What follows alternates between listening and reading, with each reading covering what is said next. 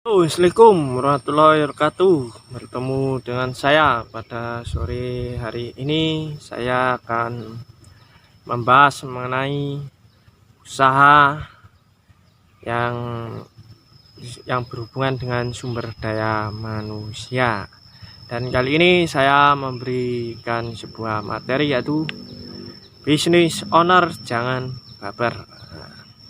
Saya kutip beberapa hari yang lalu yang sering dialami oleh para pelaku UKM yang ada di desa.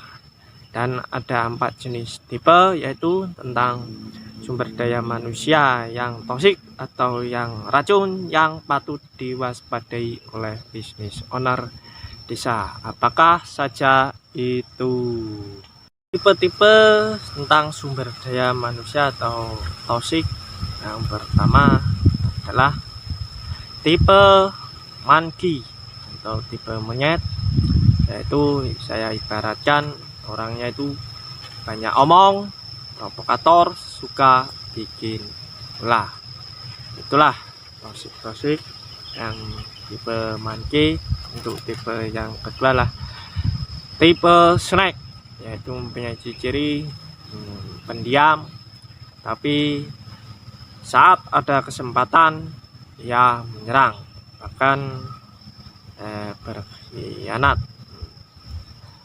Yang tipe ketiga yaitu tipe sniper, suka nginceng atau cari-cari kesalahan ketika kita membangun sebuah organisasi. Tipe yang keempat adalah tipe bulldozer, yaitu sebuah organisasi, yaitu orang yang bekerja secara diam-diam, tetapi ia akan bisa menghantam terlebih dahulu urusan nanti belakangan. Nah, sambil kita bercanda lah ya, bilang kalau kita ada tipe sumber daya manusia yang ada 4 tipe yang saya sebutkan tadi. Apabila kita mempunyai tugas untuk membina mereka, kalau tidak bisa dibina ya dibinasakan. Nggak mungkin, jangan ditiru ya. Bagi sahabat sekolah bisnis desa, kalau menurut ilmu yang saya pelajari tentang sumber daya manusia ini, secara garis besar ada 3 hal, yaitu input, proses, dan output. Tetapi kalau saya mulai atau saya tentukan dulu, yaitu output yang kita inginkan, yaitu tim seperti apa. Harus jelas dulu sesuai dengan value yang kita sebagai business owner, yaitu dan kebutuhan perusahaan tentunya. Kemudian ada input, kamu tentukan requirement seperti apa yang jadi standar sumber daya manusia yang akan kamu rekrut. Bagaimana attitude-nya, skill-nya, knowledge-nya, tahapan tesnya sebanyak apa, seketat apa, harus clear dan detail. Dan di bagian proses, kamu perlu siapkan sistem training, bagaimana mereka tumbuh, bagaimana kebudayaannya, bagaimana evaluasinya, dan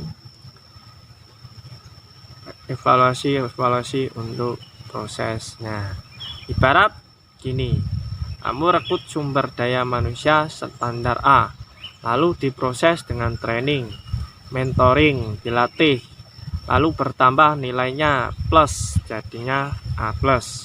Atau kamu rekrut sumber daya manusia standar C, kamu latih, kamu training, dapat nilai plus, jadinya C+.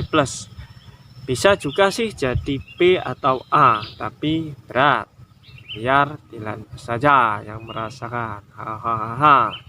Saya bukan ahli sumber daya manusia, nggak ahli membangun tim, cuman berdasar pengalaman aja bisnis sejak 2013. Jadi moga-moga bener nih pemahaman saya, kalau salah dikoreksi ya. Lalu Mas, pernah nggak bermasalah dengan sumber daya manusianya? Saya cerita sedikit aja. 7 tahun yang lalu, tahun 2012, pernah ada 1 orang tim yang saya keluarkan. Bikin hasutan, finaan, lalu bawa gerbong hampir semua tim ikut dia. Bikin bisnis yang sama, customer dia ambil jadi juga suppliernya. Marahlah mungkin ya sebagai seorang business owner. Tapi kemudian saya bertanya-tanya dan bahkan saya mempunyai baper yang tingkat tinggi ya. Kalau ingat masa lalu pasti malu banget. Gak berapa lama saya sadar 100% kesalahan saya sebagai business owner. Ilmu leadership yang saya miliki kurang dalam menghandle tim. Jelas sekali ini adalah salah saya. Setelah sadar saya ya move on, minta ampun sama Allah. Saya maafkan diri saya, minta maaf ke tim saya maafkan orang itu, mencoba berbesar hati. Saya lalu upgrade diri dan belajar. Saya habiskan waktu dengan banyak baca buku tentang leadership dan belajar ke mentor, melatih diri gimana cara tepat menghandle tim.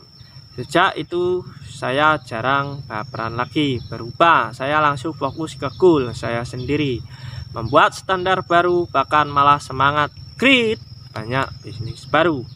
Ditiru tapi malah membuat banyak langkah maju. Itu yang coba saya kembangkan pada diri saya. Kalau saya amati ya biasa nih, nggak semua lo ya. Jika ada tim bikin bisnis sendiri, paling gampang ya niru dari mantan bosnya. Mudah ketebak polanya, jadi follower. Tapi ada juga yang hebat, keluar bikin bisnis sendiri, bisnis yang lebih keren dengan adab dan cara yang elegan. Izinkan saya untuk berbagi beberapa tip, yaitu tip agar bisnis owner nggak gampang baper versi saya. 1. Fokus dengan goal sendiri, nggak usah terlalu banyak noleh kanan kiri belakang.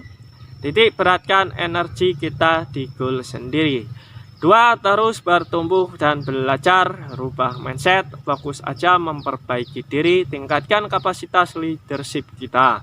Otomatis tim dan bisnis kita juga akan bertumbuh.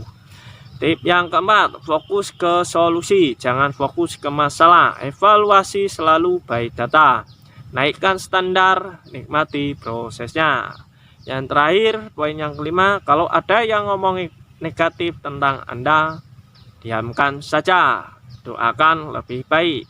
Juga saat berkumpul dengan teman, hindari gibah, jangan terpancing ngomongin kejelekan orang. Isi waktumu dengan teman-teman yang positif. Ingat, kualitas hidupmu ditentukan kualitas pikiranmu. Semoga bermanfaat dan silahkan share video-video yang telah saya buat kali ini mengenai